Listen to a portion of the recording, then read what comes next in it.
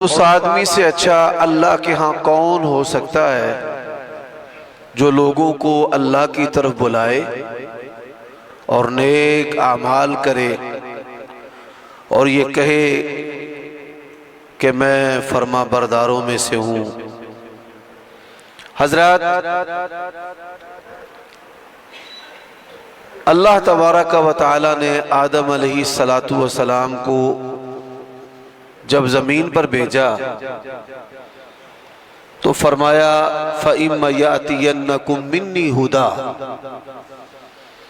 آپ کے پاس میری طرف سے ہدایت آئے گی،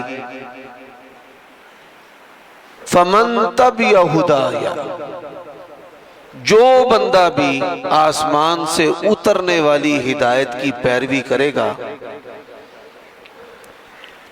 دنیا و آخرت میں وہ پریشان اور غمگین نہیں ہوگا، اس کی دنیا بھی بہتر ہے اور اس کی آخرت بھی بہتر ہے۔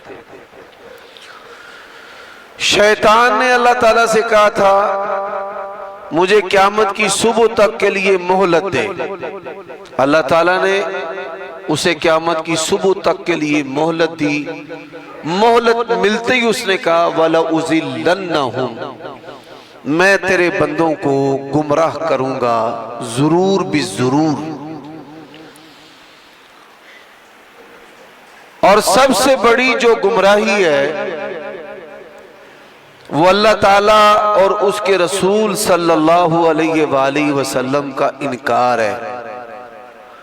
سب سے بڑی گمراہیوں میں سے گمراہی ہے اللہ تعالیٰ کے ساتھ کسی کو شریک ٹھہرانا، اور سب سے بڑی گمراہیوں میں سے گمراہی ہے نبی علیہ السلام آپ کے منصب کو، آپ کی شخصیت کو اور آپ کی دعوت کو نہ پہچاننا۔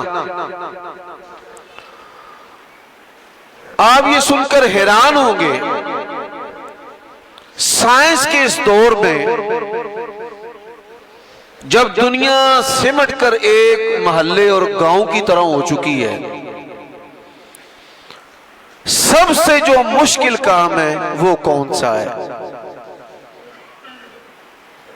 سب سے مشکل کام جو ہے وہ مسلمانوں کو اسلام کی دعوت دینا ہے۔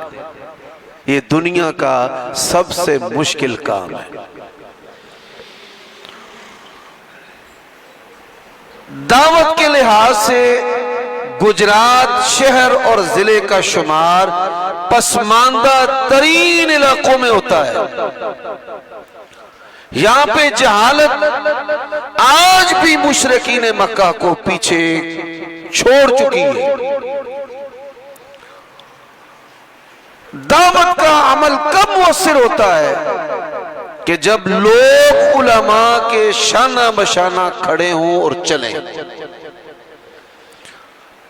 گجرانوالہ اور پاکستان کے بعض علاقوں کو اللہ تعالیٰ نے توحید و سنت میں بڑی ترقی عطا فرمائی۔ اس کا سبب کیا ہے؟ اس کا سبب کہ وہاں کے لوگ مساجد بنانے میں، مدارس چلانے میں، دعوت پھیلانے میں علماء کرام کے ساتھ ساتھ بلکہ ان سے بھی اگلے مورچوں کے اندر نظر آئے۔ کبھی وقت تھا کہ لوگ اپنے آپ کو اہل حدیث نہیں کہتے تھے، ہمارے پروگراموں کے اندر نہیں آتے تھے ڈرتے ہوئے، علماء کو بظاہر لبادہ ان جیسا اختیار کرنا پڑتا تھا۔ کتاب و سنت اور دین اسلام اور توحید اور رسالت کی دعوت دینے کے لیے بڑے جتن کرنے پڑتے تھے، لیکن آج نبی علیہ السلام کی رسالت کی ایک اور سچائی اللہ تعالیٰ نے ظاہر کی ہے کہ اللہ تعالیٰ اس دین کے کلمے کو عزت یا ذلت کے ساتھ امیر کے محل کے اندر بھی داخل کرے گا اور غریب آدمی کی کٹیا جھونپڑی کے اندر بھی داخل کرے گا۔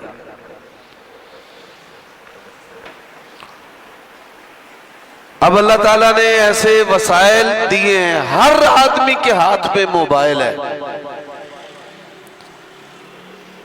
آپ کیا کر سکتے ہیں؟ آپ اس موبائل کے ذریعہ اس کو ایک نعمت کے طور پر استعمال کریں اور دین کو پھیلانے میں، قرآن اور سنت کے ابلاغ کے اندر کیا آپ اس کے اوپر کوئی بھی چیز اللہ تعالیٰ اور اس کے رسول کی ڈالیں گے تو لوگوں تک آپ کی دعوت جو ہے وہ خود بخود پہنچنا شروع ہو جائے گی۔ دنیا میں اس وقت سب سے کم محنت کس چیز پر ہو رہی ہے؟ آپ یہ سن کر حیران ہوں گے، دنیا کی آبادی جو ہے وہ 7 ارب کے قریب ہے۔ 7 ارب سے 7.5 ارب کے قریب انسان ہے۔ 5.5 ارب کے قریب پیدائشی کفار ہیں اور تقریباً 2 ارب کے قریب مسلمان ہیں، اور مسلمانوں کی اکثریت جو ہے وہ شرک کے اندر ڈوبی ہوئی ہے۔ سب سے زیادہ اس وقت ضرورت ہے کہ آپ قرآن مجید کو پھیلائیں۔ یہ اللہ کا کلام ہے،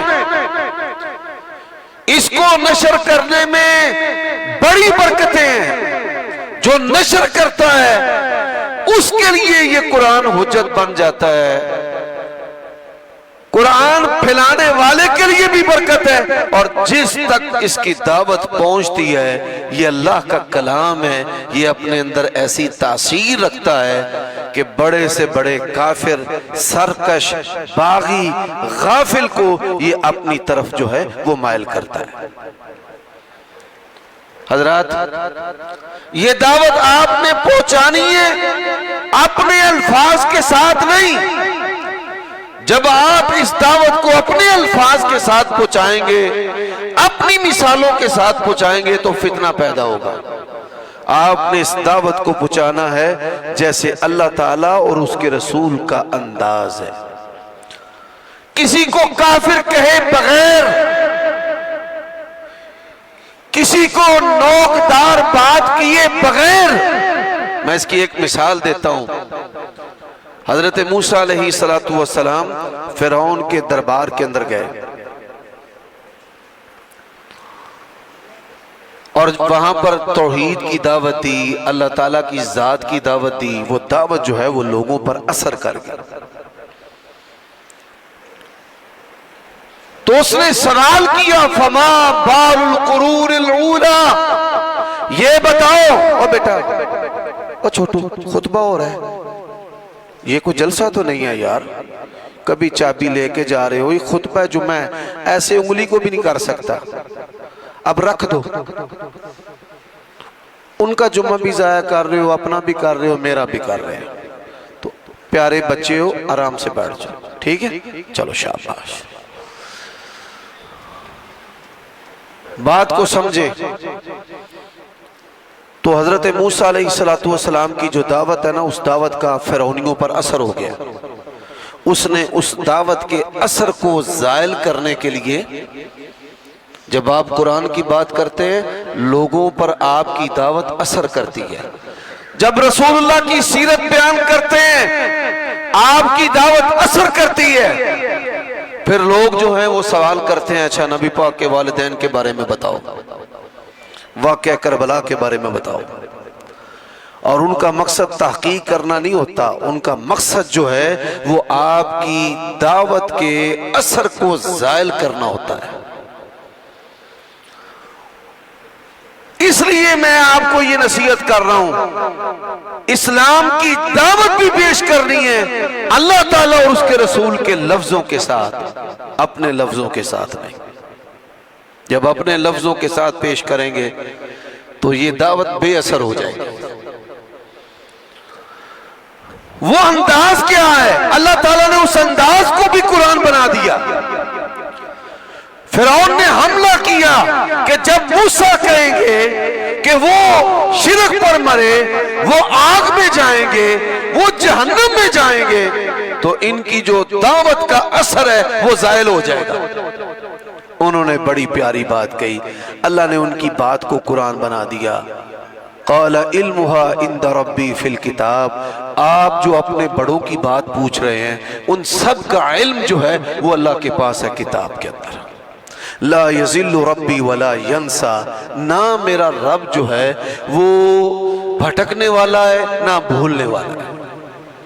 تو میری پہلی جو نصیحت ہے کہ اس دور میں اسلام کی دعوت آسان ہے، یہ دعوت دینا انبیاء کا کام ہے، یہ دعوت دینا اللہ کے پسندیدہ لوگوں کا کام ہے، یہ دعوت دینا ہر مسلمان کا کام ہے۔ اگر یہ کام نہیں کریں گے تو اللہ تعالیٰ کی عدالت میں بڑا سخت مواخذہ ہوگا۔ اور یہ دعوت آپ نے کیسے دینی ہے؟ قرآن کی آیت کریمہ اور ترجمہ، حدیث اور ترجمہ، اور اس سے آگے آپ نے نہیں بڑھنا۔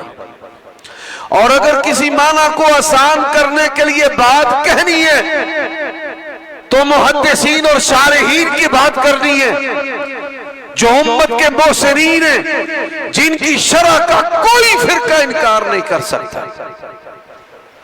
اب آئیے، سب سے بہترین جو دعوت ہے وہ کیا ہے؟ سب سے بہترین دعوت وہ آپ کا کردار ہے کہ جس کے بارے میں نے آیت کریمہ پڑھی۔ انگریزوں نے غور کیا کہ دنیا میں سب سے تیزی کے ساتھ پھیلنے والا دین کون سا ہے، تو انہوں نے دیکھا کہ دین اسلام جو ہے یہ سب سے زیادہ تیزی کے ساتھ دنیا میں پھیلا ہے۔ غریبوں نے بھی اس کو قبول کیا ہے، امیروں نے بھی قبول کیا ہے، بادشاہوں نے بھی اس کو قبول کیا ہے۔ یہ دین اسلام کی خوبی ہے۔ پھر انہوں نے اس طریقہ کار کو اختیار کیا، اور آج بھی وہ چرائے ہوئے جو اسلام کے مسلمانوں کے انداز تھے وہ آج بھی کافروں کے پاس ہے، اور کافروں کی روش اور طریقے اور ان کی خیانتیں اور ان کی حرکتیں ہمارے پاس ہیں۔ بھئی سب سے پہلے خوبی کیا ہونی چاہیے؟ سب سے پہلی جو خوبی ہے وہ آپ کا اللہ تعالیٰ اور اس کے رسول کے ساتھ تعلق ہونا چاہیے۔ کس طرح پتہ چلتا ہے کہ اللہ تعالیٰ اور اس کے رسول کے ساتھ آپ کا تعلق ہے؟ اگر آپ روزانہ قرآن مجید کی تلاوت کرتے ہیں تو آپ کا اللہ کے ساتھ تعلق ہے۔ یا ایھا الانسان ما غرک بربک الکریم الذی خلقک فسواک فعدلک، اے انسان تجھے کس چیز نے دھوکے میں ڈال دیا اپنے پروردگار کے بارے میں؟ وہ ہستی کہ جس نے تجھے پیدا کیا، پھر تجھے برابر کیا، اور پھر جو ہے وہ تیرے ساتھ اس نے حق و انصاف کیا۔ وہ عادل ہے، اس کا ہر فیصلہ حق ہے، ہر بات حق ہے۔ حضرات اس کی دوسری علامت نماز پڑھنا ہے، اس کی تیسری علامت زبان سے ذکر کرنا ہے۔ اللہ کے نبی نے فرمایا جو اللہ کا ذکر زبان سے کرتا ہے وہ زندہ ہے، جو نہیں کرتا وہ مردہ ہے۔ آپ دیکھیں بھائی، کیا ہمارے گھروں میں، ہمارے دفتروں میں، ہماری دکانوں پہ، ہماری فیکٹریوں پہ کیا ہم قرآن مجید کو روزانہ کھولتے ہیں؟ میں نے کئی ایسے اہل حدیث اور اہل سنت دیکھے ہیں، عقیدہ توحید کا بھی بڑا دعویٰ کرتے ہیں، لیکن کئی مہینوں تک قرآن مجید کو ہاتھ نہیں لگاتے۔ تو یہ آپ کی اللہ سے کیسی محبت ہے؟ نمازیں پڑھنی ہے اپنی مرضی سے، لے جانا ہے، جلدی جانا ہے، سنتوں کی پرواہ نہیں، تکبیر اولیٰ کی پرواہ نہیں، فجر کی جماعت کی پرواہ نہیں، اور ہم کہتے ہیں کہ ہم اللہ سے محبت کرتے ہیں۔ نہیں، نبی علیہ السلام سے محبت، میں چند چیزیں آپ کے سامنے رکھنا چاہتا ہوں۔ آپ صلی اللہ علیہ وآلہ وسلم سب آپ کی پیدائش مانتے ہیں، سب میلاد مانتے ہیں۔ اہل حدیث میلاد النبی کا تو انکار کرتے ہی نہیں ہے بھائی۔ میلاد کا معنی ولادت ہے، ولادت کا انکار تو کسی کافر نے بھی نہیں کیا۔ ہم میلاد النبی کو مانتے ہیں، اگر آپ کے علم میں نہیں تو آپ آج علم میں اضافہ کر لیں۔ اب کیا نہیں مانتے؟ ان کی سیرت کو نہیں مانتے، ان کی شکل و صورت کو نہیں مانتے، ان کے لباس کو نہیں مانتے۔ بھئی اللہ کے نبی علیہ السلام سے ہمیں محبت ہے۔ اللہ کے نبی کس محلے کے اندر پیدا ہوئے؟ ہر بندے کو اپنی پیدائش کے محلے کا پتہ ہے۔ اے میرا دادکا پنڈے، اے میرا نانکا پنڈے، ایتھے میرے ابا جی پیدا ہوئے سن، ایتھے میرے دادا جی پیدا ہوئے سن۔ لیکن آپ کسی بھی مسلمان سے پوچھیں رسول اللہ جس محلے کے اندر پیدا ہوئے تھے اس محلے کا نام کیا ہے؟ ہماری محبت کھوکھلی ہے۔ اللہ کے نبی صلی اللہ علیہ وآلہ وسلم کیسا لباس پہنتے تھے؟ آپ کا جو جوتا تھا وہ کیسا تھا؟ آپ کے بٹن کیسے تھے؟ آپ اپنے لباس پہ کڑھائی بنواتے تھے یا نہیں؟ اگر بنواتے تھے تو کس انداز کی تھی؟ زمین پہ سونے کو ہم محمدی بسترا کہتے ہیں۔ نبی علیہ السلام کیا چارپائی پہ سوتے تھے؟ اور اگر سوتے تھے تو چارپائی کس انداز کی تھی؟ اور آپ صلی اللہ علیہ وسلم کیسے سوتے تھے؟ کیسے کھاتے تھے؟ آپ کی پسندیدہ کھانے کی اشیاء کیا تھیں؟ آپ مسواک کس لکڑی کی کرتے تھے؟ آپ خوشبو کون سی استعمال کرتے تھے؟ میں نے 99.99% لوگوں سے سوال کیا ہے کہ آپ خوشبو لگاتے ہیں؟ جی لگاتے ہیں۔ اچھا اللہ کے نبی خوشبو کیسے لگاتے تھے؟ کس جگہ پر لگاتے تھے؟ کیسے لگاتے تھے؟ اب صحابہ کرام پہ اللہ تعالیٰ کروڑوں رحمتیں کریں، انہوں نے اللہ کے نبی کے بٹن بھی امت کو بتا دیے کہ رسول اللہ کے بٹن ایسے تھے۔ آپ یہ سن کر حیران ہوں گے، اللہ کے نبی کے بٹن جو ہے ریشمی جو دھاگا ہے جو کیڑا ریشم بناتا ہے اس ریشم سے رسول اللہ صلی اللہ علیہ وسلم کے بٹن۔ بڑے بڑے مالدار سرمایہ دار بڑے امیر لوگ ہیں لیکن کبھی کسی مسلمان نے محبت مصطفیٰ میں ریشم کے بٹن لگائے ہوں؟ جو عربی لباس پہنتے ہیں ساری زندگی رسول اللہ نے یہ لباس نہیں پہنا۔ اللہ کے نبی صلی اللہ علیہ وسلم کا لباس کرتا کیسا تھا؟ بٹنوں کی تعداد کتنی ہوتی تھی؟ یہ میرا بٹن کھلا ہوا ہے، کیوں کھولا ہے؟ کہ رسول اللہ کا یہاں پہ بٹن لگا ہوا تھا اور یہ بٹن آپ کھول دیتے تھے۔ یہ اتباع سنت میں ہے۔ یہ کس میں ہے؟ اتباع سنت۔ میں نے یہ چند مثالیں دی ہیں کہ ہمیں محبت ہے۔ مسواک کس لکڑی کی ہے پتہ نہیں ہے، ہمیں محبت ہے خوشبو کون سی اور کیسے استعمال کرتے پتہ نہیں، ہمیں محبت ہے جوتا کیسا تھا پتہ نہیں، موزہ کیسا تھا پتہ نہیں، بستر کیسا تھا پتہ نہیں، چارپائی کیسی تھی پتہ نہیں، آپ صلی اللہ علیہ وسلم کی داڑھی مبارک کتنی تھی پتہ نہیں، ہیئر سٹائل نبی علیہ السلام کے پتہ نہیں، کتنی پگڑیاں پاکستان کے اندر، ان میں سے ایک پگڑی بھی ایسی نہیں جو رسول اللہ کے مطابق ہو۔ اس کا رنگ اور باندھنے کا انداز، بادشاہی مسجد میں نبی علیہ السلام سے منسوب ہے کہ امامہ رکھا ہوا ہے، بالکل جعلی اور فراڈ ہے۔ صحابہ کرام نے نبی علیہ السلام کے امامے کے جو وٹ ہیں جس کو وال پنجابی چاہنے ہیں وہ بھی گن کے بتائے ہیں کہ اللہ کے نبی علیہ السلام کی پگڑی اس طرح ہوتی تھی۔ ہماری اس میں کوتاہی کیا ہے؟ ہم نے یہ چیزیں نہ سیکھی ہیں نہ پھیلائی ہیں۔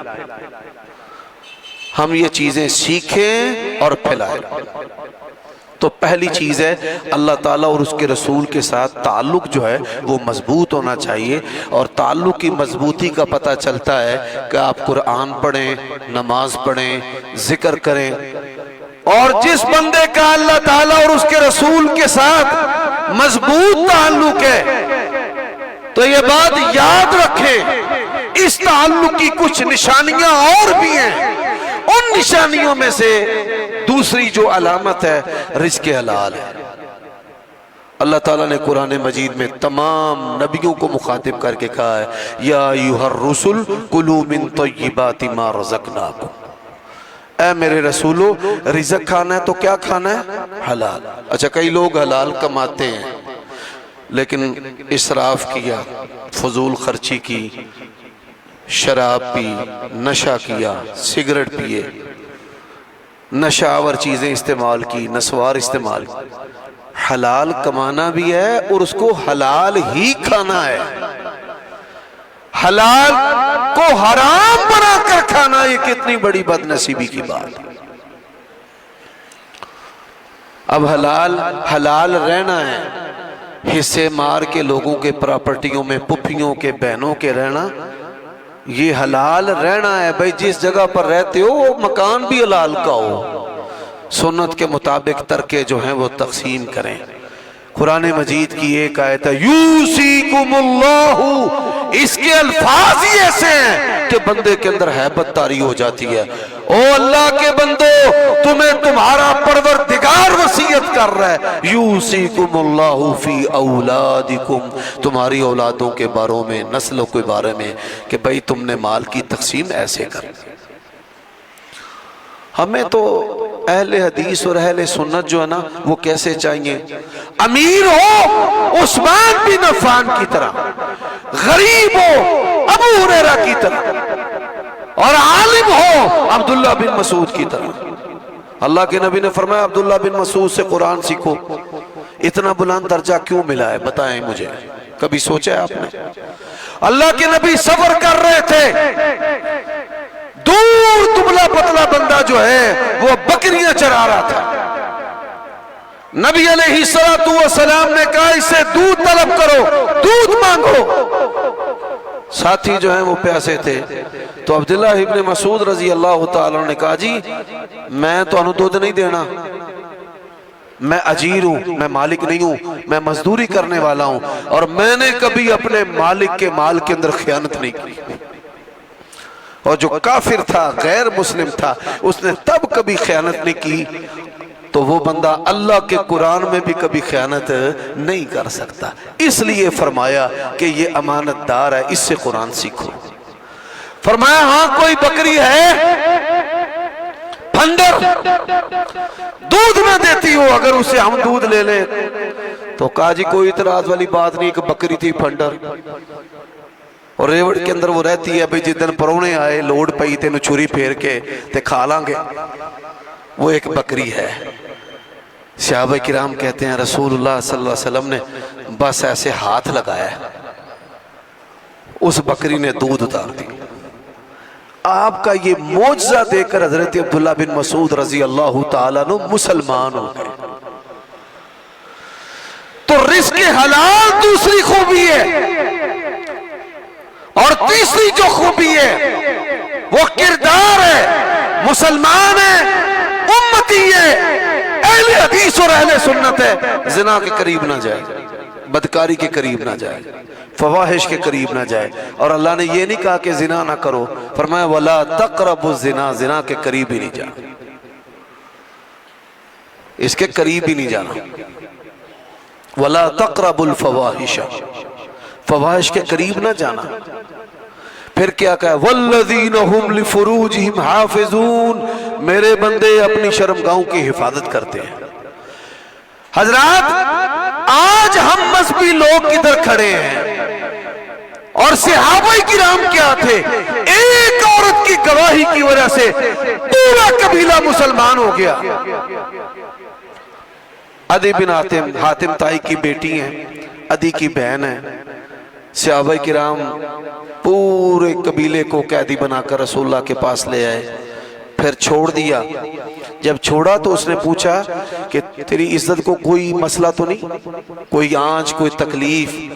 تو اس نے کہا اللہ کی قسم ہے میں نے روئے زمین پر ان سے شرم و حیا والی آنکھیں نہیں دیکھی، بندے نہیں دیکھے، میری عزت کو کچھ نہیں ہوا۔ یہ بڑے اللہ والے لوگ ہیں۔ اس عورت کی گواہی کے اوپر پورے کا پورا جو قبیلہ ہے وہ مسلمان ہو گیا۔ آج ہم کدھر کھڑے ہیں؟ اللہ کے لیے سوچیں۔ کردار یہ دعوت ہے۔ خوشنما جملے تو کتابوں اور دیواروں پر بڑے لکھے ہوتے ہیں، ایک مسلمان اور کافر میں فرق کردار کا ہے، ایک جانور اور انسان میں فرق کردار کا ہے۔ پل تو جانور بھی جاتا ہے۔ کئی بندے مجھے گالیاں دیتے ہیں یا علماء کو گالیاں دیتے ہیں، ہم جواب نہیں دیتے۔ ہم کہتے ہیں کہ ہماری تربیت کی گئی ہے، ہمیں پالا نہیں گیا کہ ماں باپ نے روٹی دے دی ہے۔ آج کے دور میں صرف ماں باپ روٹی دیتے ہیں، چھت دیتے ہیں۔ میں نے بڑی کتابیں پڑھی ہیں، اللہ کے گھر میں ممبر پر کھڑا ہوں، میرے والد صاحب 5 جماعتیں پاس تھے، کوئی عالم نہیں تھے، تاجر تھے۔ ہزاروں کتابیں میں نے ساری زندگی پڑھی، ان تمام کتابوں پر آج کے دن تک میرے باپ کی تربیت ہی مجھ پر غالب ہے۔ کہیں تو سجے ہو جائے تو کبے ہو جائے، ایسا یعنی لمحہ لمحہ جیسے انہوں نے تربیت کی ہے۔ اب خود بوڑھا ہو رہا ہوں، بال سفید آ رہے ہیں، تو ان کی باتیں سبق نصیحتیں۔ تو یہ بات یاد رکھیں، اللہ تعالیٰ اور اس کے رسول سے تعلق، پھر رزق حلال، پھر کردار، پھر جو ہے وہ عبادات ہیں۔ عبادات کیا ہیں؟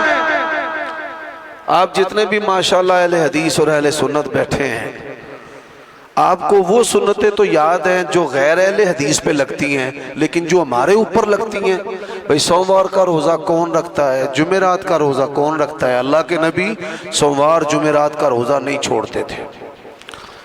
ایام بیز ابو ہریرہ فرماتے ہیں اللہ کے نبی نے مجھے وصیت کی، جو مرضی ہو جائے 3 روزے تو نے ہر مہینے رکھنے ہیں، چھوڑنے نہیں۔ یہ کون سے 3 روزے ہیں؟ ایام بیز۔ اچھا ایام بیز کیا ہے؟ اب یہ نہیں بندوں کو پتا۔ بھائی چاند کی جب 13، 14، 15 یہ 3 روزے ہیں، رکھ کر دیکھیں کہ انسان کی زندگی کیسے تبدیل ہو جاتی ہے۔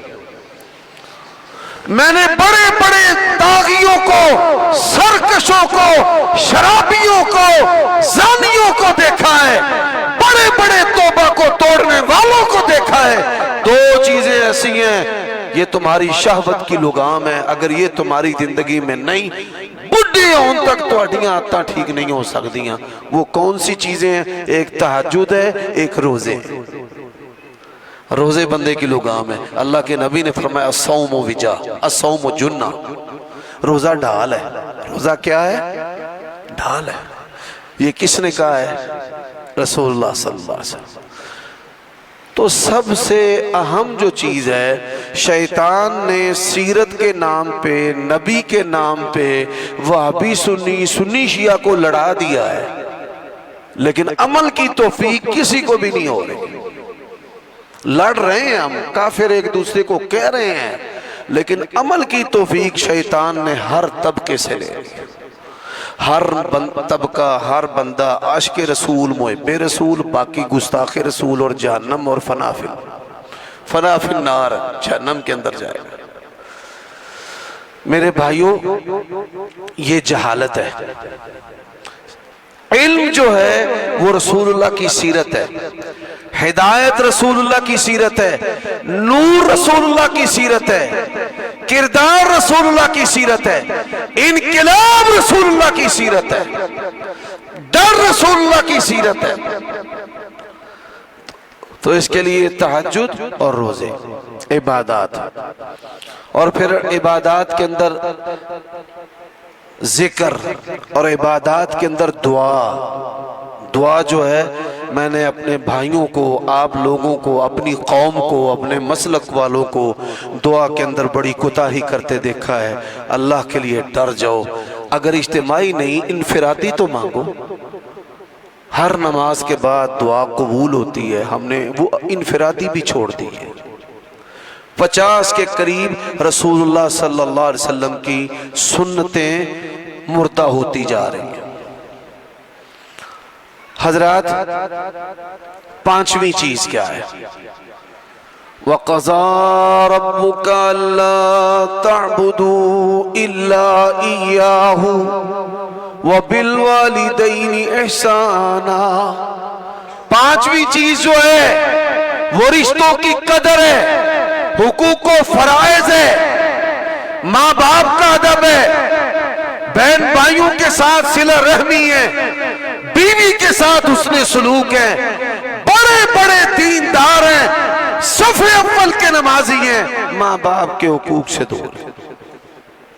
ان کے ہاتھ کو چومنا، پیشانیوں کو چومنا، ان کے پاؤں کو چومنا۔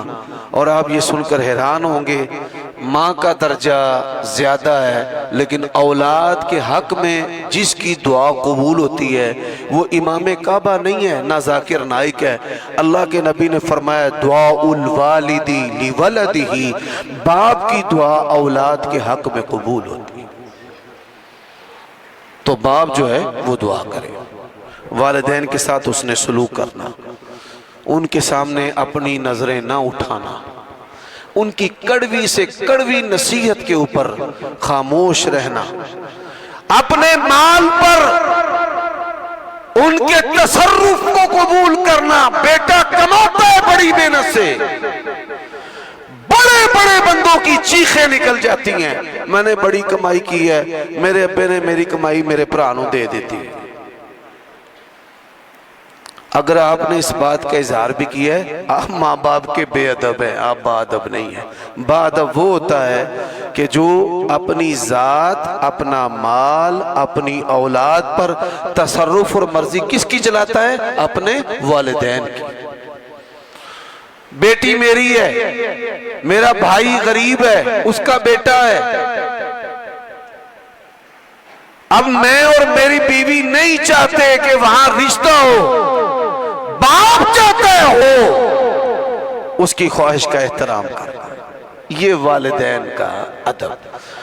میرے لباس سے بہتر میرے ماں باپ کا لباس، میری اولاد سے بہتر میری ماں کا لباس، میری اولاد اور مجھ سے بہتر ان کی خوراک، ان کا سکون، یہ ساری جو چیزیں ہیں یہ حقوق والدین اور حقوق اولاد کے اندر شامل ہیں۔ جو گھر ہیں ہمارے، یہ جنتیں کیسے بنیں گے؟ بڑی آسانی سے۔ 4 چیزیں ہیں، ماں باپ کے ساتھ صلہ حسن سلوک، بہن بھائیوں کے ساتھ حسن سلوک، بیوی کے ساتھ حسن سلوک، اور اولاد کے ساتھ حسن سلوک۔ والدین کی اطاعت، بہن بھائیوں کے ساتھ صلہ رحمی، جو مرضی کرتے رہے، درگزر کرتے رہے، بیوی سے مشورہ اور اولاد کی خیر خواہی، یہ 4 انداز اپنا لیں، اللہ تعالیٰ آپ کے گھروں کو بھی جنت بنا لے گا۔ حضرات، جو میں نے گفتگو کی ہے اس میں سے 4 باتیں آپ کے سامنے رکھنا چاہتا ہوں۔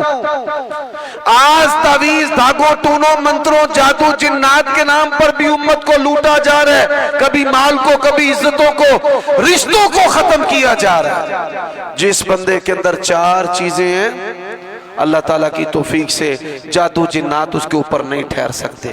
پہلا عمل نماز ہے، نمازی کے اوپر جادو جنات نہیں ٹھہر سکتے۔ دوسرا عمل قرآن کی تلاوت ہے، قرآن کی تلاوت کرنے والے کے اوپر جادو جنات نہیں ٹھہر سکتے۔ تیسرا عمل ذکر ہے، سبحان اللہ والحمد للہ ولا الہ الا اللہ واللہ اکبر۔ آپ کو پتہ ہی نہیں، اللہ کے نبی نے فرمایا قرآن کے بعد یہ 4 کلمے ہیں جو اللہ کو سب سے زیادہ پسند ہیں۔ والحمدللہ تملأ المیزان او تملأ ما بین السماء والارض۔ ایک مرتبہ بندہ الحمدللہ کہتا ہے، زمین و آسمان کے درمیان جتنی خالی جگہ ہے اللہ اتنا بندے کو اجر و ثواب عطا کرتا ہے۔ تو پہلی چیز ہے نماز، دوسری چیز قرآن، اور تیسری جو چیز ہے وہ کیا ہے؟ ذکر، اور چوتھی چیز کیا ہے؟ دعا۔ اللہ تعالیٰ سے مانگنا تضرع الہا کے ساتھ کہ یا اللہ یہ جو مصیبت اور یہ آفت اور یہ بیماری جو ہے اس کو مجھ سے ہٹا دے، دور کر دے۔ یہ مومن کا ہتھیار ہے، یہ مومن کا کیا ہے؟ ہتھیار۔ اور ہم اس کو کچھ بھی نہیں سمجھتے، ہم اس کو چھری کے برابر بھی نہیں سمجھتے دعا کو۔ ہتھیار تو بڑی دور کی بات ہے، اسے ہم ایک پنچ کے برابر بھی نہیں سمجھتے۔ تو 4 چیزیں جس بندے کے اندر ہوں اس پر کبھی بھی جادو جنات نہیں ٹھہر سکتے، شرطیہ طور پر۔ حضرات آپ یہ کہہ دیں گے، یہ سمجھیں گے کہ یہ مبالغہ ہے، میں نہیں کہتا، اللہ کا قرآن کہتا ہے وَإِذَا قَرَأْتَ الْقُرْآنَ جَعَلْنَا بَيْنَكَ وَبَيْنَ الَّذِينَ لَا يُؤْمِنُونَ بِالْآخِرَةِ حِجَابًا مَسْتُورًا۔ جب آپ نماز پڑھتے ہیں آپ سے آپ کا رب باتیں کرتا ہے، آپ کہتے ہیں الحمدللہ رب العالمین، اور اللہ کیا کہتا ہے؟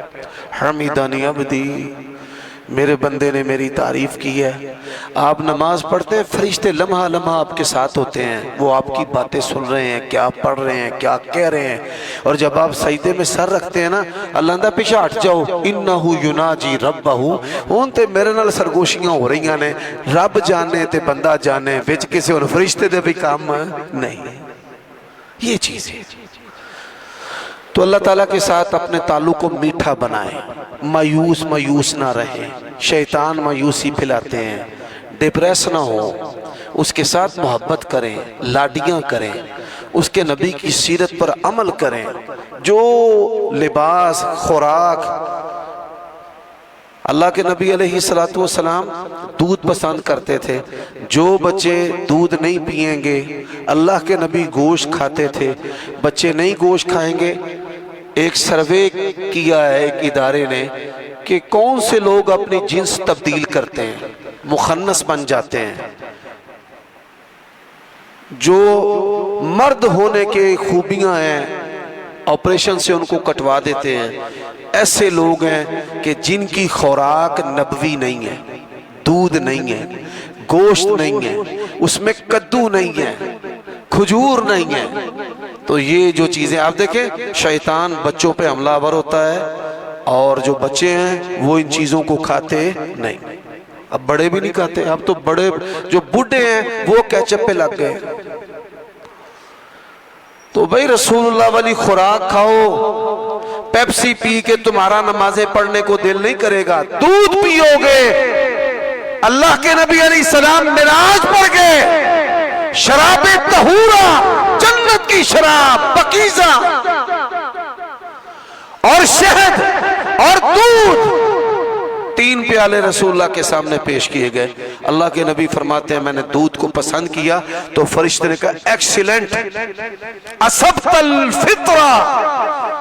تو میرے بھائیوں، رسول اللہ صلی اللہ علیہ وآلہ وسلم کی ہر امر میں اطاعت کرو، خوراک میں، لباس میں، سونے میں، اٹھنے میں۔ اللہ کے نبی عشاء کے فوراً باس ہوتے تھے،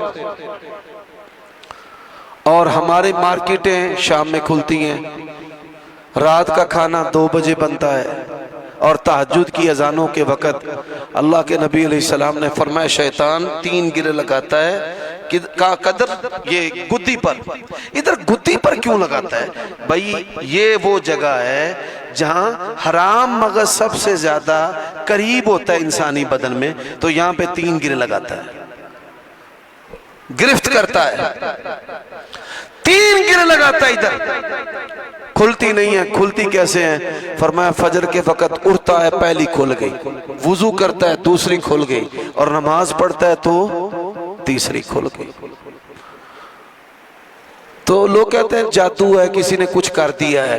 بھائی شیطان ابلیس جو ہے وہ تو جادوگروں کا بھی باپ ہے، اس نے خود آپ کو یہاں سے پکڑا ہوا ہے، وہ کیسے آپ کو چھوڑے؟ تو رات جلد سونا۔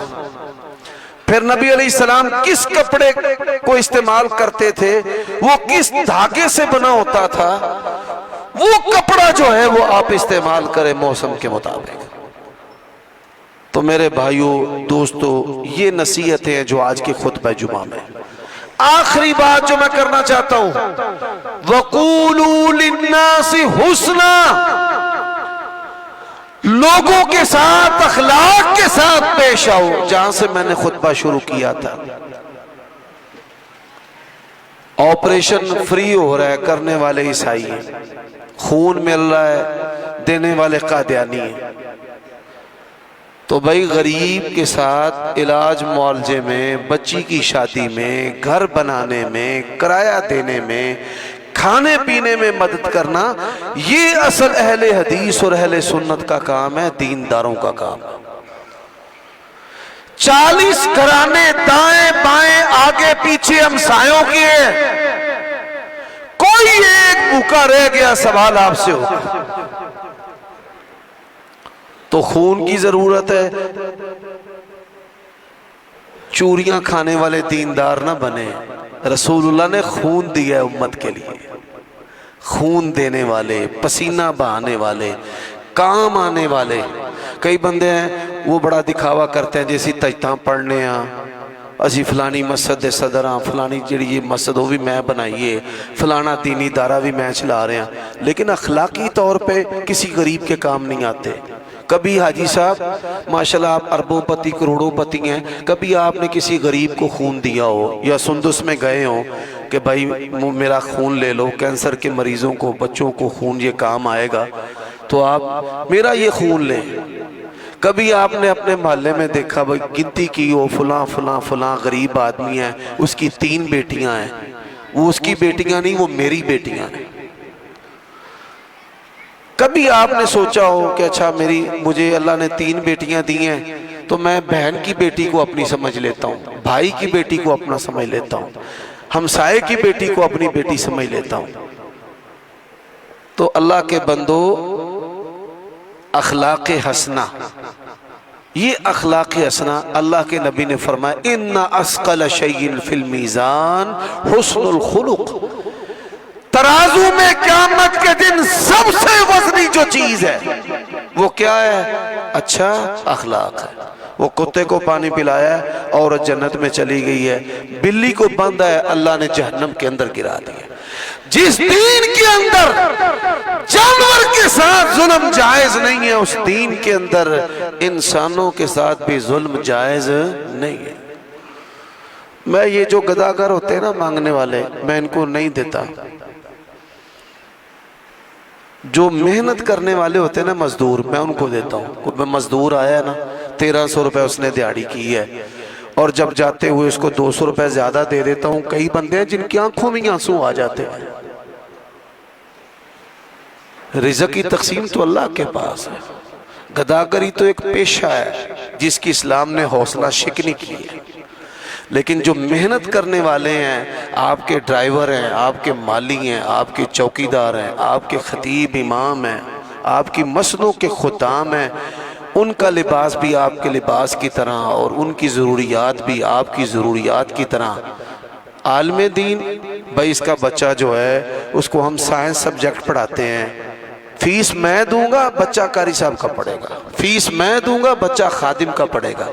ہماری گلی میں غریب گھرانہ ہے، بچے چلو ایک بچے کی کفالت میں اٹھا لوں گا۔ سنو اللہ کے نبی نے کیا فرمایا، فرمایا آنا وکافل الیتیم کہاتین فی الجنہ، یتیم کی پرورش کرنے والا اس طرح جنت میں میرے ساتھ ہوگا جس طرح یہ 2 انگلیاں۔ اللہ کے نبی نے فرمایا السائی علی الارمیلہ کالمجاہد فی سبیل اللہ، بدر اور احد اور خندق کے اندر صحابہ کرام نے جس طرح جہاد فی سبیل اللہ کیا ہے، فرمایا بیوہ کے لیے تگ و دو کرنے والا ایسے ہی ہے کہ جیسے اللہ تعالیٰ کی راہ کے اندر جہاد کرنے والا ہے۔ ہم پیسے دیتے ہیں پر سفید چمڑیوں پہ لوگوں کے بیٹوں اور بیٹیوں پہ بری نظریں بھی رکھتے ہیں۔ یہ اسلام نہیں ہے، اسلام اخلاق حسنہ کرنا۔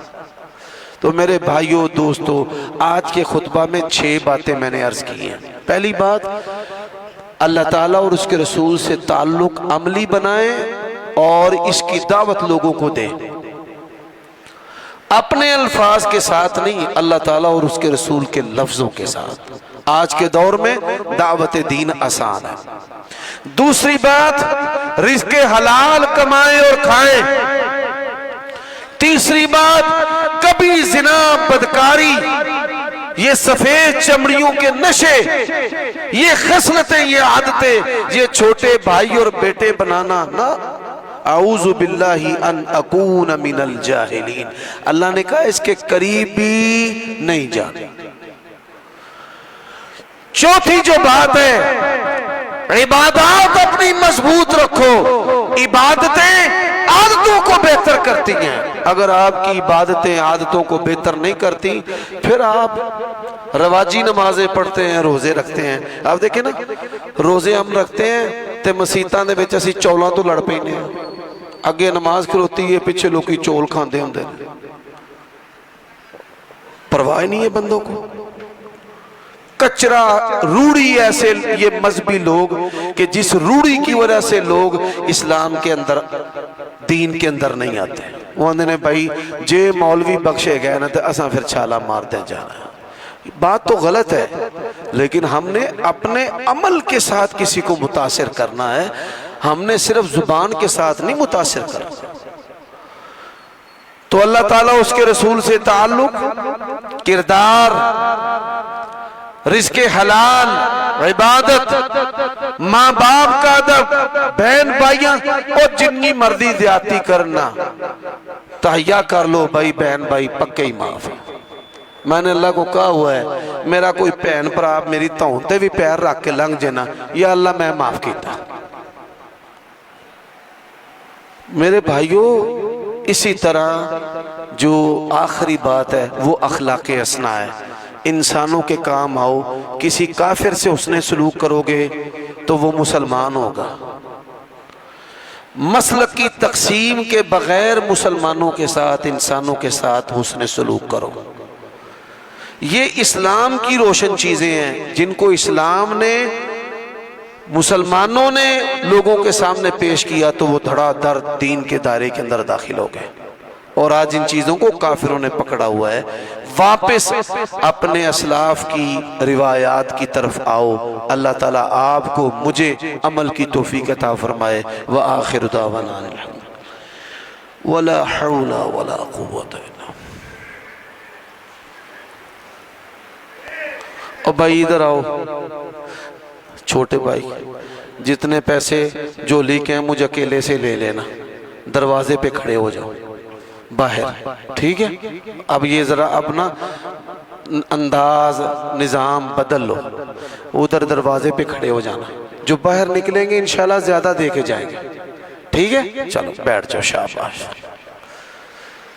میں صدر صاحب سے گزارش کروں گا کہ یہ صفوں میں جولی سسٹم ختم کر دیں، باہر دروازے پر دو سنجیدہ آدمی منتظم خازن مسجد کی خدمت کی نیت کر کے کھڑے ہوں، انشاءاللہ یہ عمل بھی ثواب کا عمل ہے۔ وہ میں نے اس لیے کہا ہے، کنجاہی صاحب مجھ سے بڑے عالم ہیں، میں تو طالب علم ہوں، ان کی طبیعت میں بڑی وسعت ہے، توسع ہے، نرم دل آدمی ہے، تو میں اس لیے آپ کے سامنے بات کر رہا ہوں کہ رسول اللہ صلی اللہ علیہ وسلم کے دور میں غربت، ضرورت، سب کچھ ہونے کے باوجود اس کو نہیں اختیار کیا گیا۔ ہاں چلو، جزاک اللہ خیر۔ ان الحمد للہ نحمدہ ونستعینہ ونستغفر ونعوذ باللہ من شرور انفسنا ومن سیئات اعمالنا من یہدہ